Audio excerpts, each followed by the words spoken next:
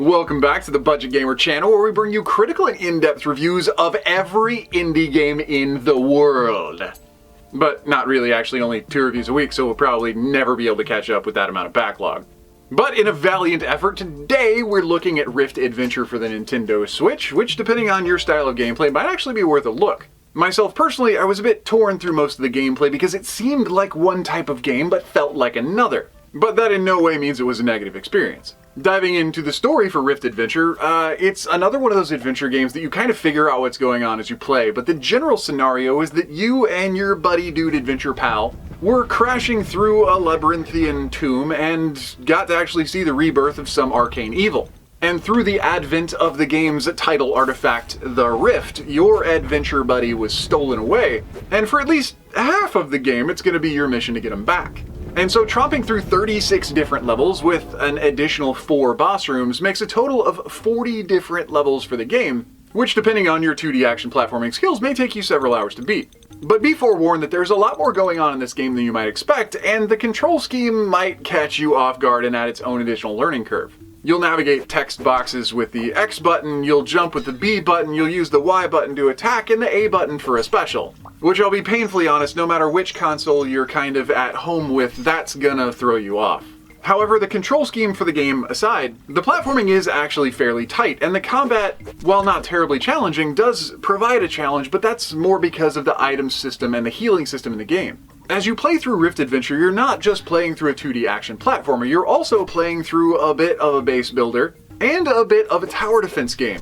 And that's because your starting point city relies on how much money you spend to upgrade its economy. And of course, this hinges around the items that you buy, whether it's for healing or for upgrading your armor and your weapons. If you buy from the game's sanctioned market, the markup in the item price goes toward taxes, which helps actually boost the game's economy. But if you don't feel like grinding, you can buy from the black market and your city will stay at its solid state. That is, of course, considering that every few levels you can defend it from the onslaught of mobs, otherwise it's gonna consistently go down.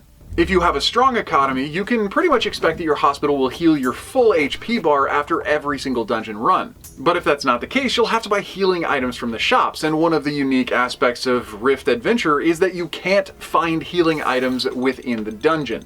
Which means that one way or another, you're gonna be spending some cash. Thankfully though, inside the dungeon you can actually return back to the town without losing any of the gold or jewels that you may have found. But you'll have to make it all the way through the dungeon to the exit point Rift in order to complete that dungeon to push the game's continuing progress forward. Which of course means unlocking stronger equipment, whether it's armor that can help you defend and negate damage, or new blades that can help you increase your crit, or possibly do a little bit of lifesteal.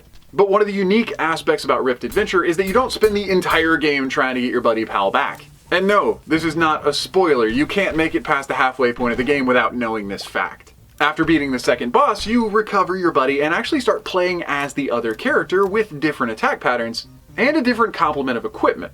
But moving away from the game's general mechanics and getting into its presentation, visually, I'd say that it's fairly satisfying if you're into that pixelated retro aesthetic. But otherwise, there's a pretty staggering lack of diversity in the game, with even the text boxes between the 2 different characters being exactly the same for all interactions. The characters are well designed, but there's also not very many of them. The audio soundtrack and sound effects package of the game were pretty well done, with each enemy and each enemy attack having a different sound effect, and the soundtrack itself not standing out too much, but definitely changing for each different gaming scenario, vis-a-vis different soundtracks for boss rooms versus level, or the difference between hanging out in the town versus going into the tower defense aspect of the game. But as with every indie game out there, there's a few things a player might want to be aware of before diving into the game and investing their time and their money.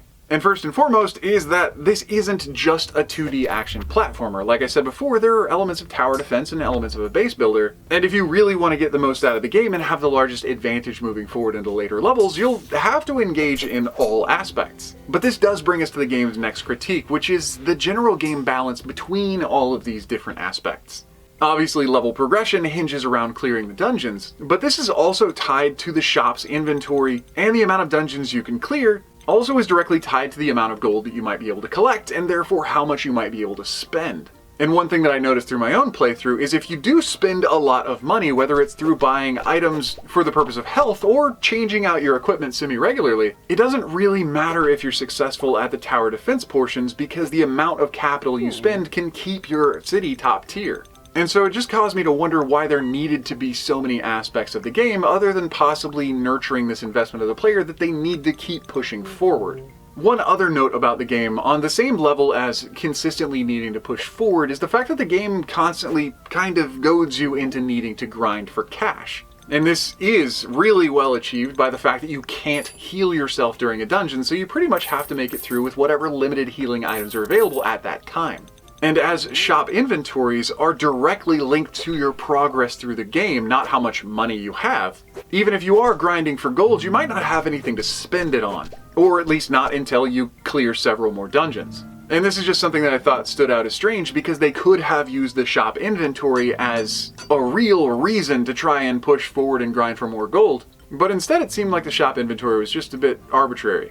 And it kind of made me wonder why better weapons and armor weren't just something you found in later dungeons, because the amount of gold that you gain pushing through seemed to always be enough to buy the next upgrade.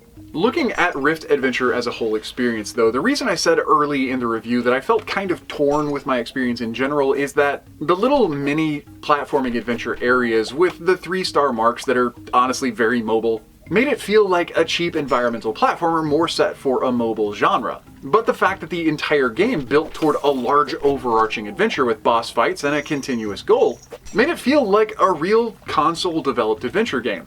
And so while there were a handful of things that stood out to me as just odd design choices like the tower defender aspect or the fact that shop items unlocked as you progressed and didn't really nurture any investment, and the fact that the controller scheme was completely backwards to what I would expect for a platforming adventure game, overall I was invested in the campaign and I really wanted to see what happened at the end. And so I'd have to say, for a couple of dollars on the eShop, if you are remotely interested, it might be worth your time. But that might is a big might that really hinges on your own personal preferences of platforming style. If you're not a fan of the little 3-star achievement for the mobile styles, and you're more a fan of the true immersive, full-length, overarching 2D action platformers, then maybe that's just a presentation that's not quite going to do it for you. But anyway, that does about bring us to the end of the review of Rift Adventure, brand new to the Nintendo Switch's eShop. So if you enjoyed the review, or especially if you found it helpful, feel free to throw us a comment or a like to show your support, and don't forget to click that little bell icon when you subscribe to stay updated with the latest content. Because like I said earlier, we are throwing out 2 unique indie game reviews a week, and with thousands of indie games out there, probably some are going to be some you've never even heard of. And with new and interesting indie games coming out literally every single day, whether it's an easy hard pass or an absolutely unforgettable gem, chances are if it's on the Switch, you're going to find out about it right here. But anyway, this has been The Budget Gamers. As always, thanks for watching.